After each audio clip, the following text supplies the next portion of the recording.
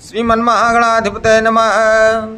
नारायणं नमस्कृत्य नरं चैव नरोत्तमं देवीं सरस्वतीं व्यास ततो जयमुदीरयेत्। प्रिय मित्रों, सादर नमस्कार।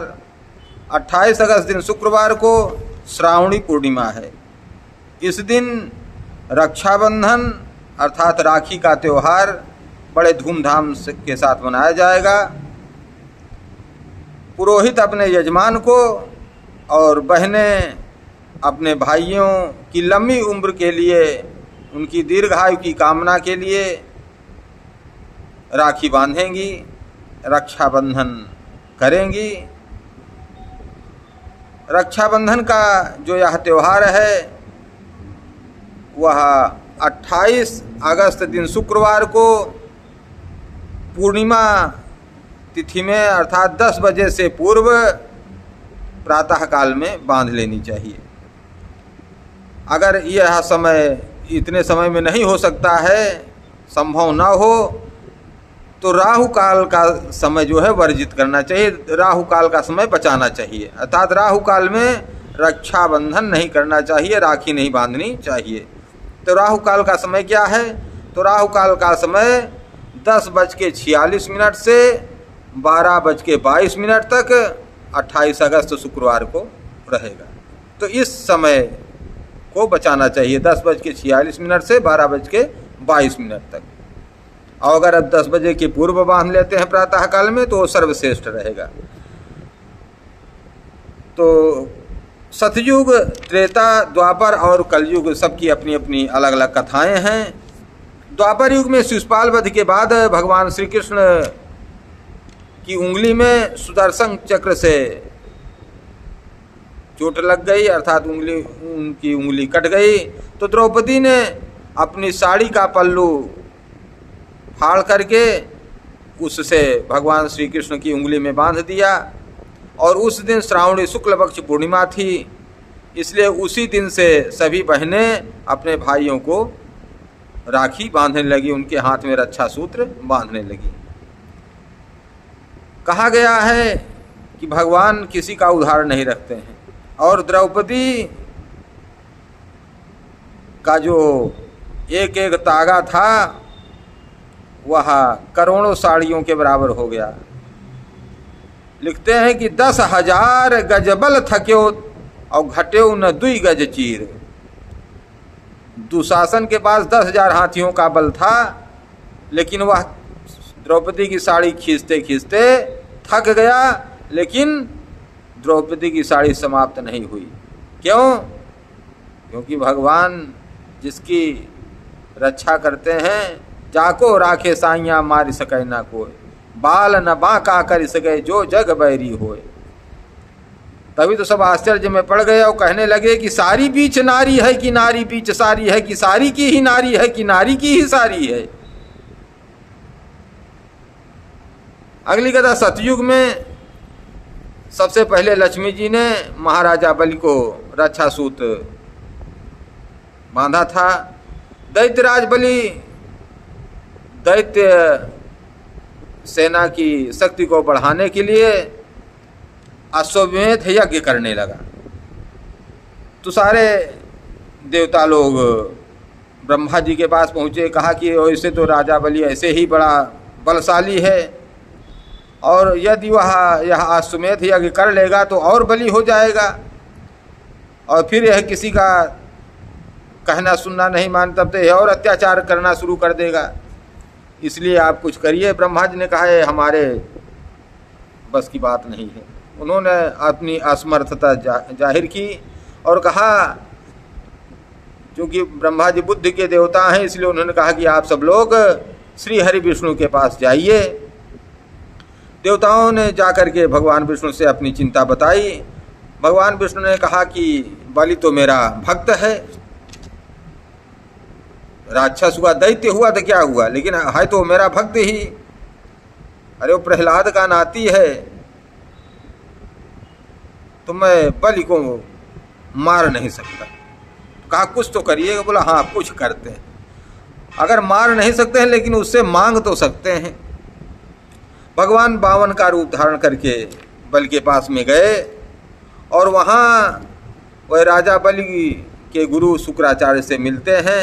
शुक्राचार्य जी बड़े सम्मान के साथ उन्हें महाराजा बलि के पास ले जाते हैं।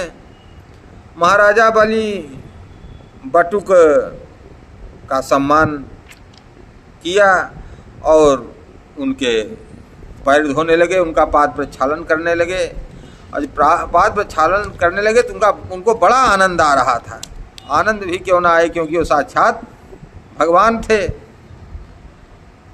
राजा बलि ने पूछा कि आप किस उद्देश्य से हाँ आए हुए हैं? अगर कुछ मांगने की इच्छा है तो निसंकोच मांगिए, मैं देने को तैयार हूँ। वामन भगवान ने कहा कि बलि, तुम्हारे जो दादा थे वो बड़े भक्त थे, तुम भी अपने पितामह की तरह से, दादा की तरह से ही भगवत भक्त हो। तुम्हारे पिताजी भी बड़े धार्मिक व्यक्ति थे और बड़े दानी थे। दैत्यराज बलि ने सोचा कि ये 7-8 वर्ष का बालक और है और हमारे पिता और पितामह की बात कर रहा है। बोला, क्या आपने मेरे पितामह को देखा है? कहीं देखा तो नहीं है, लेकिन उनके बारे में सुना जरूर है। बोला, अच्छा ये बात है। बोला, ठीक है, आप क्या चाहते हैं? हीरा मोती जवाहरात महल या फिर कोई ब्राह्मण कन्या, आपको क्या चाहिए बताइए। भगवान ने कहा कि हमें ज़्यादा कुछ नहीं चाहिए, मैं ब्राह्मण हूँ, संतोषी ब्राह्मण हूँ और मुझे पूजा पाठ करने में दिक्कत होती, किसी के स्थान पर बैठता हूँ तो कोई कब उठा दे, इसलिए अपनी ज़मीन पर मैं पूजा करना चाहता हूँ। तो इसके लिए मुझे मात्र 3 पग भूमि की आवश्यकता है, जिसमें मैं लेट सकूं और बैठ सकूं, पूजा पाठ कर सकूं। कहा कि राजा बलि से ये क्या मांग रहे हो, कुछ बड़ी चीज मांगो। कहा नहीं, बस हमको संतोषी ब्राह्मण है इतना ही चाहिए। कहा कोई बात नहीं है।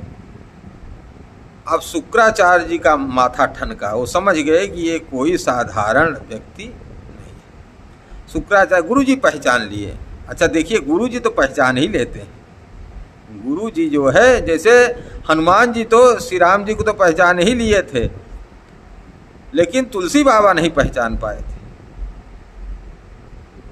तो उसी प्रकार से शुक्राचार्य जी तो पहचान लिए, और पहचान लिए तो बता दिए कि राजा बलि, जैसे हनुमान जी ने बता दिया तुलसी बाबा को कि ये राम जी हैं, वैसे शुक्राचार्य जी ने भी बता दिया कि ये है साक्षात नारायण है, ये विष्णु भगवान है, ये तुम्हारा सब कुछ ले लेंगे, इसलिए तुम 3 पग भूमि मत दो। राजा बलि ने कहा, गुरु जी आप जब कह रहे हो, बता भी रहे हो कि ये भगवान हैं, यह श्री हरि विष्णु है, अर्थात भगवान हैं जो सबको देते हैं, अगर वो मेरे पास मांगने के लिए आए हैं तो मैं क्यों न उनको दूं। और दूसरी बात, अगर भगवान लेने पर ही आ जाएं तो क्या नहीं ले सकते हैं? यही क्या कम है, वो मांग रहे हैं, नहीं तो थपड़ा मार करके ले लेंगे। शुक्राचार्य ने कहा, मैं कह रहा हूं कि इनको वचन मत देना। बोला, गुरु जी आप ये कैसी बात कर रहे हैं, मैं तो अगर कह लिया हूं तो मैं इनको 3 पग भूमि दूंगा। शुक्राचार्य झल्ला उठे नाराज क्रोध में, और उन्होंने कहा, मैं तुमको श्राप देता हूं कि तुम्हारा सब कुछ राजपाट सब नष्ट हो जाए। महाराजा बलि और हंसा और कहा, गुरुजी, मुस्कुराया और बोला, गुरुजी देखिए, जो काम भगवान को करना था वो आपने खुद ही कर दिया। भगवान मेरा सब कुछ लेने वाले थे, लेकिन उन्होंने निमित्त आपको बना दिया, आपका अब श्राप व्यर्थ जाने वाला नहीं है। अब तो मेरा सर्वस्व भगवान में अर्पण होगा ही, 3 पग भूमि में अब भगवान सब नाप लेंगे, कोई बात नहीं है। तो कहने का अर्थ भगवान जब जिससे जो करवाना चाहते हो करवा लेते हैं, वो दुश्मन से भी काम निकलवा लेते हैं। अब बताइए, बलि के गुरु शुक्राचार्य जी से भी उन्होंने अपना काम करवा लिया। तभी तो तुलसी बाबा लिखते हैं कि गरल सुधारी पु करई मिताई, गरल सुधारी पु करई मिताई, गोपद सिंधु अनल शीतलाई, गरुण सुमेरु रेणु समताही, राम कृपा करि चितवा जाही। गरल सुधा सम, गरल जो है विष जो है वह अमृत के समान हो जाती है। रिपु करई मिताई, दुश्मन जो है वह दोस्ती करने लगता है, मित्रता के जैसा व्यवहार करने लगता है। गरल सुधा रिपु करई मिताई, गोपद सिंधु, सिंधु जो है समुद्र जो है वो गाय के खुर के जितना हो जाता है। अनल शीतलाई, आग जो है वो शीतलता देने लगती है, शीतलता प्रदान करने लगती है। गरुण सुमेरु रेणु समताही, और सुमेर पर्वत धूल के कण के बराबर हो जाता है। किसके लिए?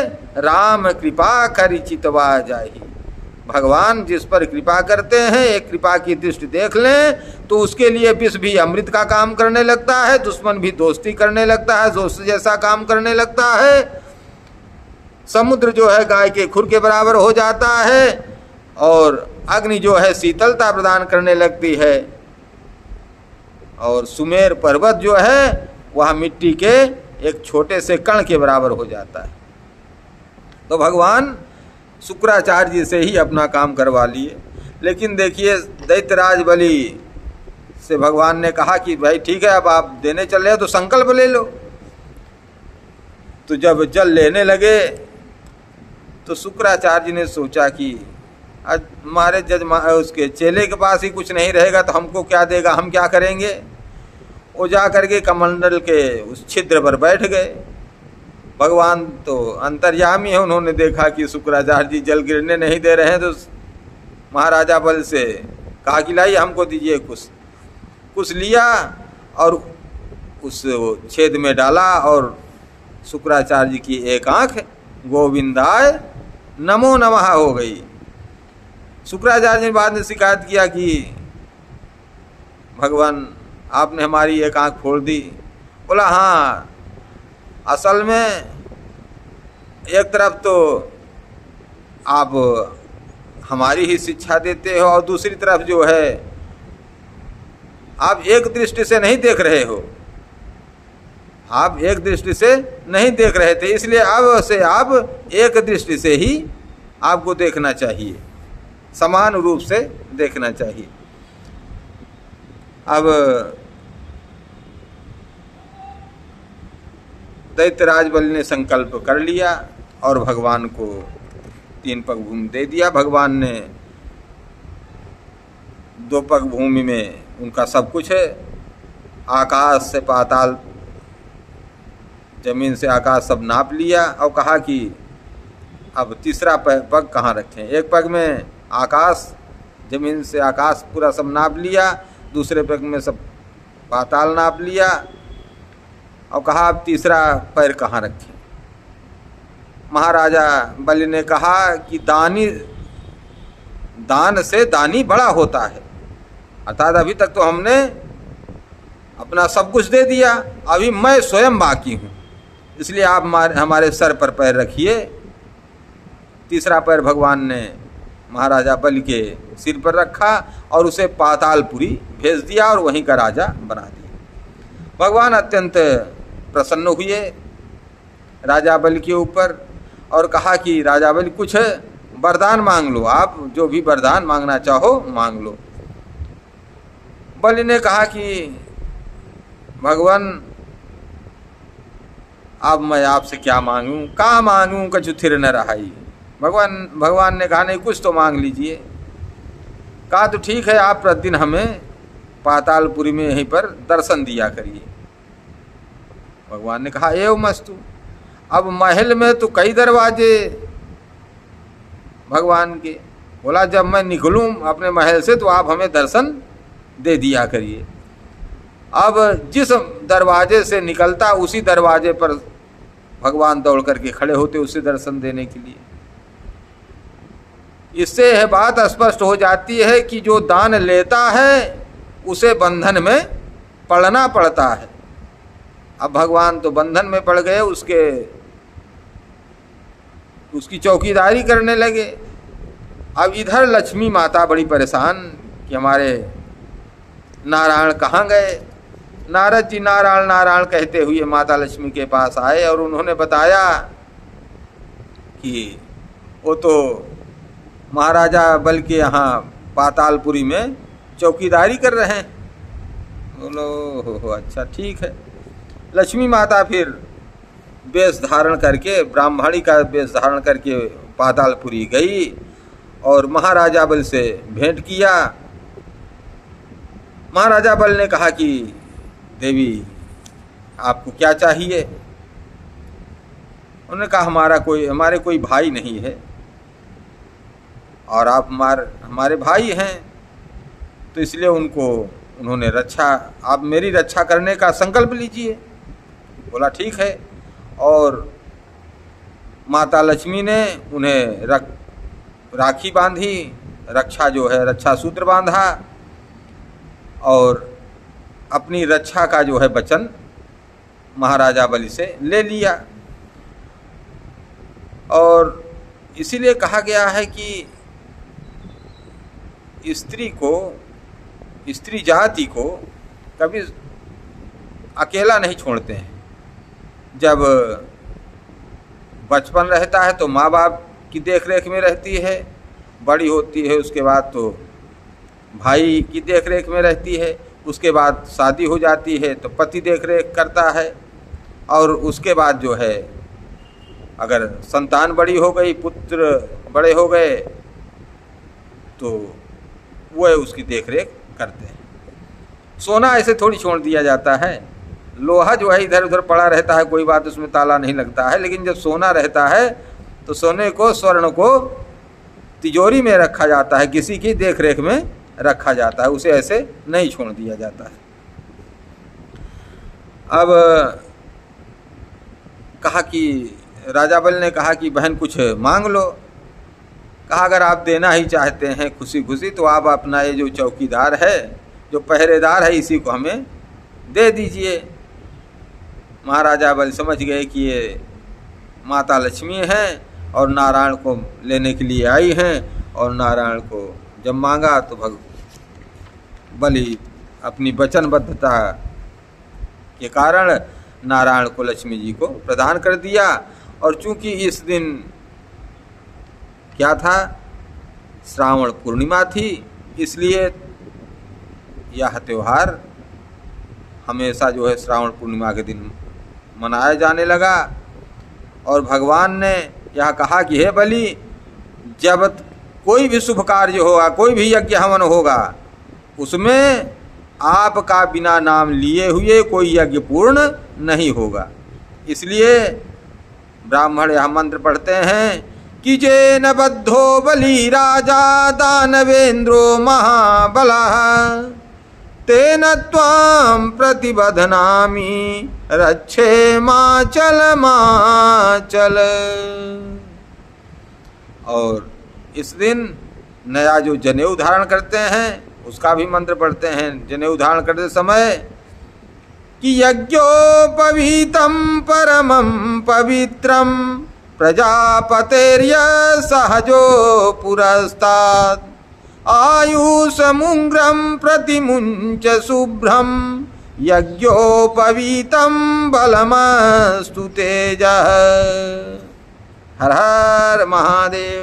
प्रेम सुनिए महाराजा बलि की जय। बोले श्री विष्णु भगवान की जय। हर हर महादेव शंभो। हाँ, यदि आपने चैनल को सब्सक्राइब ना किया हो तो सब्सक्राइब कर दें, अच्छा लगे तो लाइक करें, लोगों में शेयर करें। जय जय श्री राम, जय दुर्गे, हर हर महादेव।